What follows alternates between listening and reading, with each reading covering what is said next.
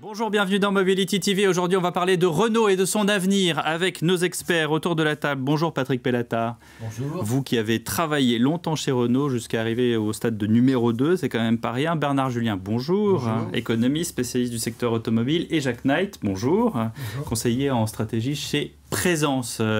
Luca De Meo, je prononce bien Patrick, c'est ça? Luca De Meo. Luca Voilà. De Meo, qui arrive pour prendre les rênes de Renault. Est-ce que c'est the right man at the right place at the right time? Oui, c'est même un peu tard, mais il vaut mieux tard que jamais. Tard, oui. Oui, je pense qu'il d'abord il est attendu comme le Messie. Et là, ça. les premières visites qu'il a faites, il y a beaucoup d'enthousiasme. J'ai l'impression qu'il y a beaucoup de gens qui étaient cachés dans les tranchées là pour éviter de se faire virer, qui respirent et vont pouvoir donner leurs idées et puis toute leur énergie. C'est un peu l'impression des premiers jours. Alors, plutôt que de faire son CV en entier, vous qui le connaissez, qui l'avez côtoyé, quelle est son arme cachée, redoutable, qui va sauver la marque et le losange? Déjà, ça va changer par rapport aux dirigeants récents, il connaît l'automobile. Je dirais de A jusqu'à Z. C'est pas inutile aussi. Oui. Il y a des pneus dans la voiture, mais aussi autre chose. Oui. Voilà, c'est ça. Tout à fait. Non, d'abord, il a été chez Renault, c'est là qu'il a commencé. Il a été au produit, du marketing stratégique. Il a été chez Toyota. Ensuite, il a été chez Fiat. Il a fait l'Upsilon de Lancia, qui est la seule qui a résisté dans la marque. Il a fait vendu en Italie. C'est ça. Il a fait ensuite tout le marketing de Fiat, dont évidemment le lancement de la Fiat 500, qui est quand même une œuvre d'art en soi, en marketing. Et puis ensuite, il a été patron de l'ensemble du commerce de Audi. Donc il a touché... à la bonne époque où on vendait beaucoup plus d'Audi que dans les années 90. Quoi. Ouais, c'est ça. Tout à fait. Et donc, il sait ce que c'est que gérer une marque, parce que Audi, c'est quand même une magnifique histoire de marque. Il a fait ça remarquablement bien.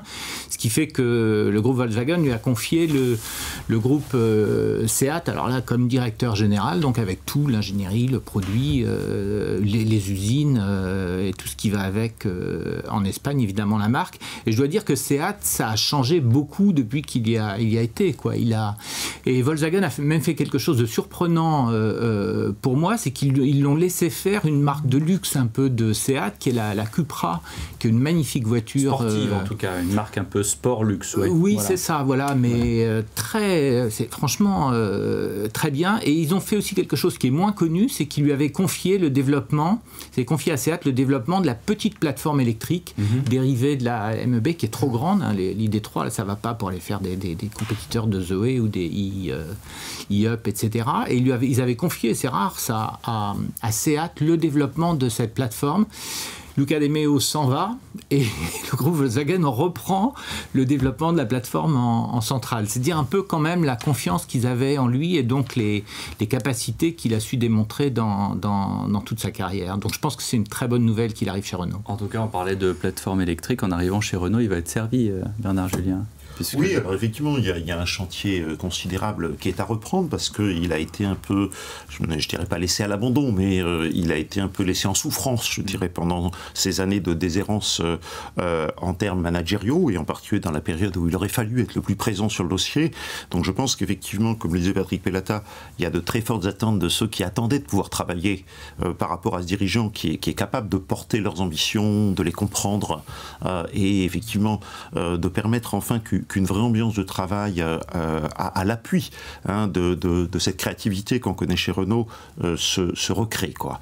Et effectivement, je pense qu'il est volontiers vu comme quelqu'un du marketing, du commerce, etc., mais qu'il a une carrière chez Seat, comme on l'indiquait il y a un instant, qui a montré qu'il était aussi capable de prendre en charge les dossiers sur lesquels il y a un vrai défi chez Renault aussi, qui sont la problématique industrielle et de rationalisation de l'outil, et puis la problématique de l'ingénierie et de la rationalisation des ingénieries, quoi. Mais alors, donc, la rationalisation de l'outil, c'est vrai qu'on nous annonce la disparition du haut de gamme de Renault, en commençant par l'Espace, mais aussi d'autres modèles. Est-ce que lui, c'est un...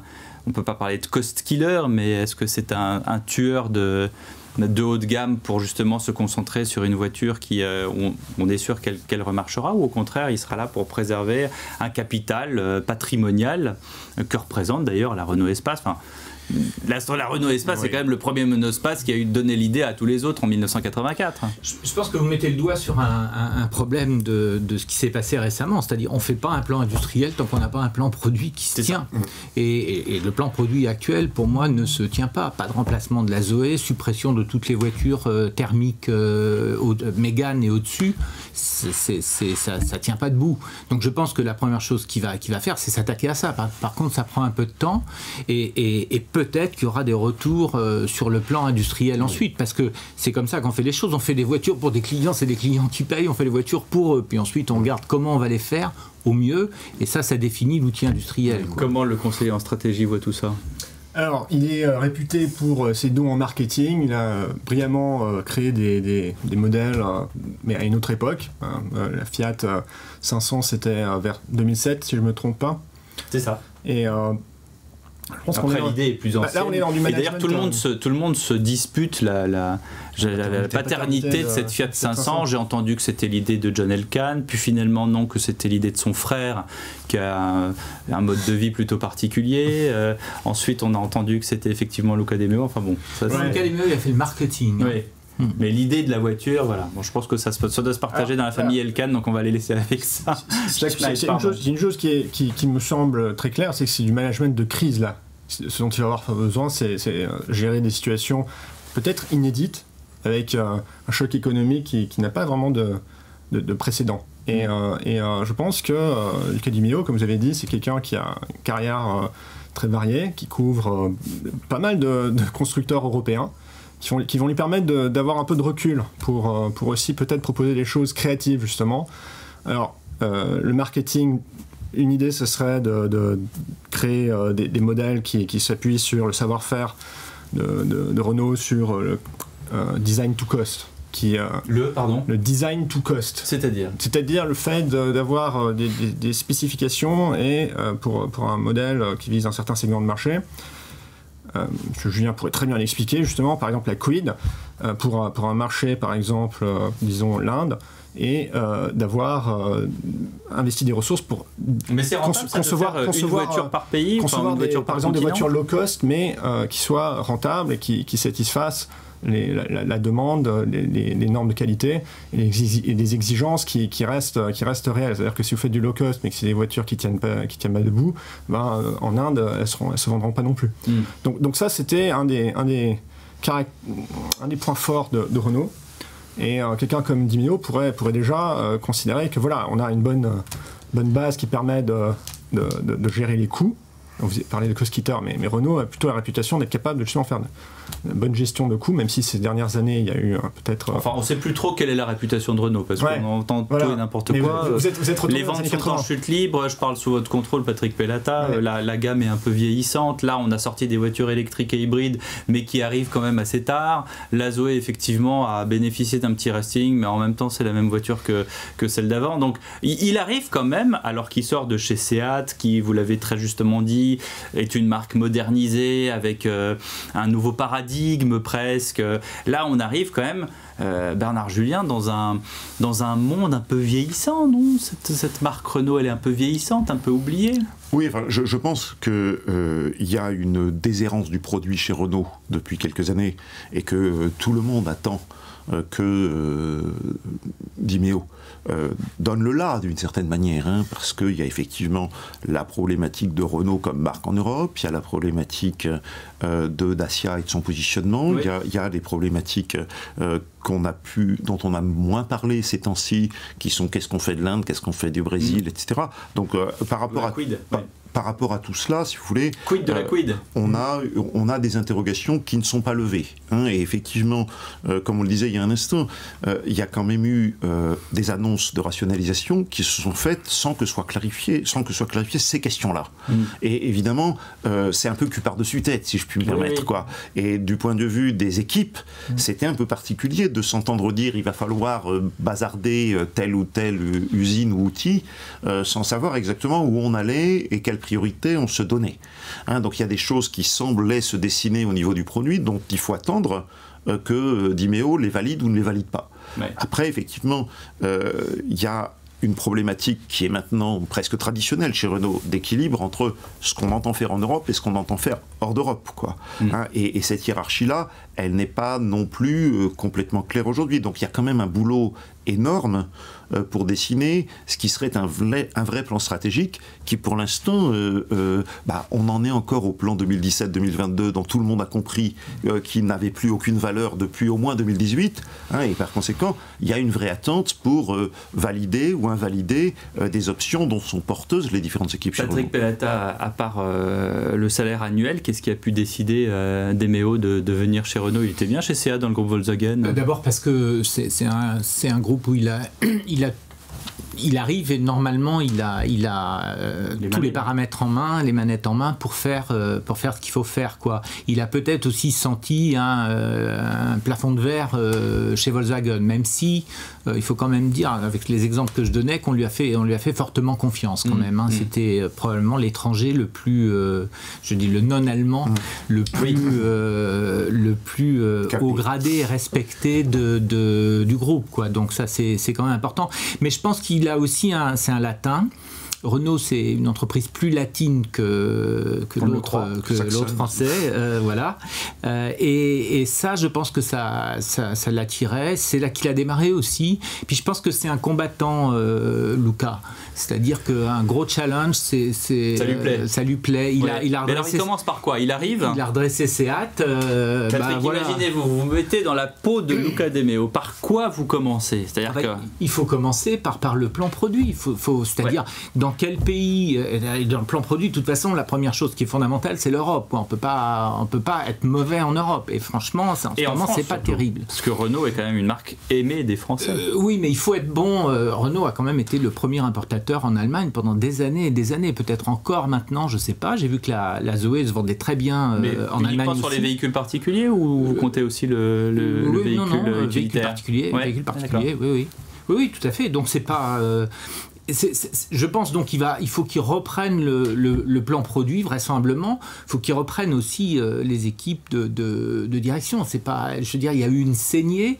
Le management toxique de Thierry Bolloré a fait beaucoup de dégâts et il faut qu'il arrive à réparer ça, quoi. On ne fait pas tourner une entreprise, c'est d'abord des hommes. Hein. C'est des hommes qui souffrent. On a des vu, machines, etc. Les inquiétudes sur les sites industriels ces dernières semaines, ces derniers mois. Les équipes industrielles, parce que je pense qu'effectivement, c'est pas seulement un problème de comité exécutif, c'est un problème de capacité à relier le comité exécutif avec l'ensemble des équipes intermédiaires. Et c'est de cela que Renault souffre depuis des mois maintenant, si vous voulez. C'est cette espèce de déshérence dans laquelle se trouve le management et donc les équipes, in fine, quoi.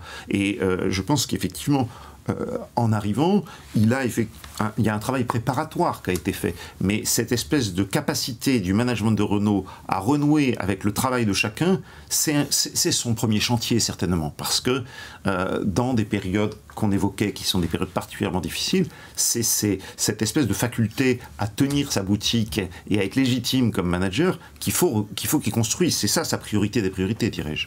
Jack Knight. Tout à fait d'accord, et j'ajouterais que la crise actuelle, finalement, ça a plongé pas mal d'entreprises, mais aussi Renault, particulièrement Renault, parce que depuis 2018, peut-être il y a plus de difficultés, dans un mode de survie, où finalement les différentes unités, les différentes parties d'entreprise cherchent surtout à continuer à exister et perdent de vue la vision globale et perdent de vue la mission, la raison d'être globale, parce qu'il n'y a pas de cap, parce qu'il n'y a pas de chef qui trace il n'y a pas de chef, il n'y a pas de décision. Non, moi je vois d'autres entreprises fonctionner.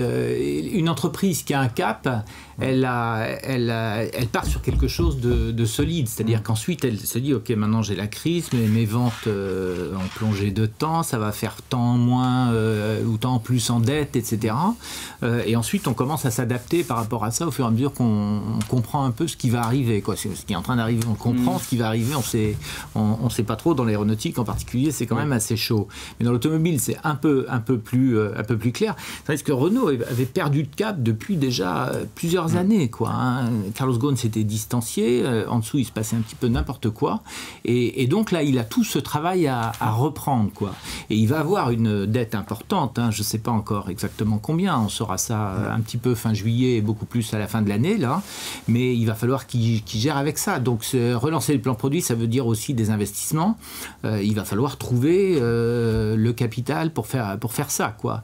Les fonds propres sont pas brillants de Renault, ça fait longtemps, hein, que Renault est, beaucoup d'entreprises françaises, mais Renault en particulier, est sous-capitalisé. Donc il faut qu'il pense son plan produit, mais avec ces contraintes-là. Et ça, c'est pas simple.